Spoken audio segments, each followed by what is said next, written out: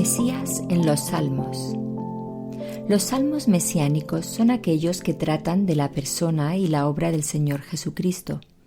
Para que un salmo se considere mesiánico, debe contener por lo menos una referencia directa a Cristo y estar explicado en el Nuevo Testamento en conexión a Cristo.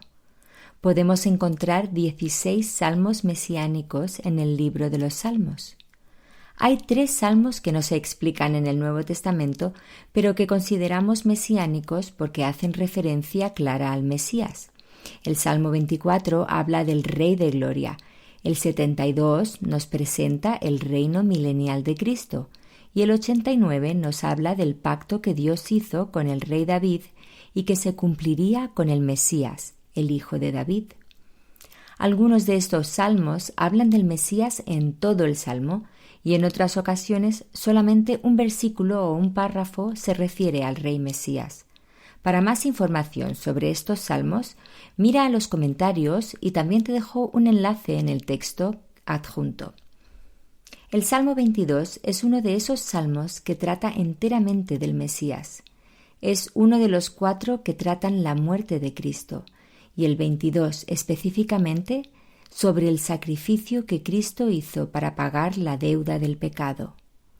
Habla de la pasión del Cristo, de cómo sufrió para que nosotros pudiéramos ser libres de la paga del pecado, que según nos recuerda Romanos 6:23, es la muerte eterna. Sin embargo, como este mismo versículo nos dice, la paga del pecado es muerte, mas la dádiva de Dios es vida eterna en Cristo Jesús, Señor nuestro. El Salmo 22 comienza con las palabras que Cristo dijo estando en la cruz cuando exclamó Elí, Elí, lama sabactani, que en castellano lee Dios mío, ¿por qué me has desamparado? Esta primera parte del Salmo nos presenta a un Dios santo, tan santo que no podía mirar a Jesús en la cruz cargando en sí el pecado de toda la humanidad, por lo que el Padre tuvo que girar su cabeza para no mirar. Y Jesús, mucho más allá de sufrir el dolor físico de la cruz, tuvo que sufrir el dolor emocional de la ausencia de su Padre, una ausencia que, aunque fuera corta, era el único instante en toda la eternidad en que Dios Padre y Dios Hijo estarían separados y la causa era nuestro pecado. El pueblo judío había estado esperando al Mesías durante siglos. El Salmo 22 no era desconocido a los judíos de la época de los romanos. Había sido escrito más de 1000 años antes de que Cristo sufriera la cruz. El salmista proclamaba un milenio antes: En ti esperaron nuestros padres, esperaron y tú los libraste. Clamaron a ti y fueron librados. Confiaron en ti y no fueron avergonzados. Salmo 22, 4 y 5.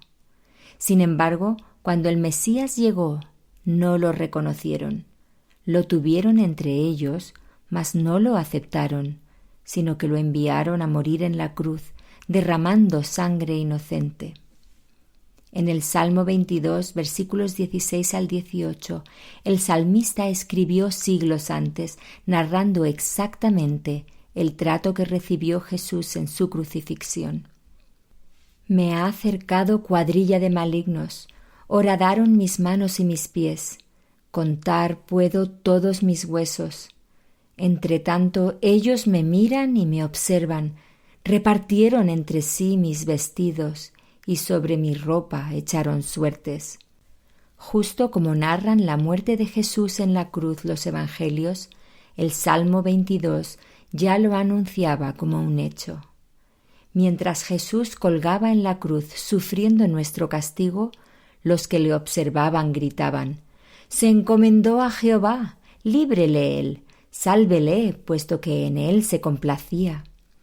En el Nuevo Testamento, en Mateo 27:43, leemos el eco de este salmo. Confió en Dios, líbrele ahora si le quiere, porque ha dicho, soy hijo de Dios. Y recordemos que en el bautismo de Jesús en el Jordán, la voz del Padre desde el cielo exclamó, Este es mi Hijo amado, en quien tengo complacencia. Cristo tuvo que sufrir, tuvo que morir y ser sepultado durante 3 días. Mas sabemos que la muerte no lo venció, sino que Él salió triunfante sobre la muerte y el pecado para la eternidad. Los versículos 23 al 25 proclaman: Los que teméis a Jehová, alabadle, glorificadle, descendencia toda de Jacob, y temedle vosotros, descendencia toda de Israel, porque no menospreció ni abominó la aflicción del afligido, ni de él escondió su rostro, sino que cuando clamó a él, le oyó. De ti será mi alabanza en la gran congregación. Hebreos 5:7 dice: Cristo, en los días de su carne, ofreciendo ruegos y súplicas con gran clamor y lágrimas al que le podía librar de la muerte, fue oído a causa de su temor reverente. Dios no escondió su rostro, por lo que podemos nosotros ahora alabar a Dios, dando gracias por su obra redentora en la cruz. Este precioso salmo nos recuerda la maravillosa obra de amor de nuestro Salvador, que desde el principio planeó el rescate de aquellos que ponen su confianza en Él. Gracias a Dios por la salvación en Cristo.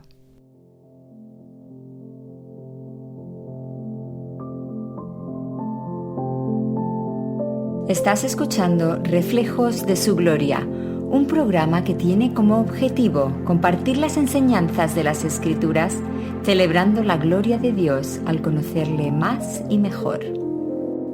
Te animo a indagar conmigo, comenzando con un viaje a través de la Biblia, viendo no solamente la historia, sino descubriendo a la persona del Mesías, reflejada en las páginas de las Escrituras de principio a fin.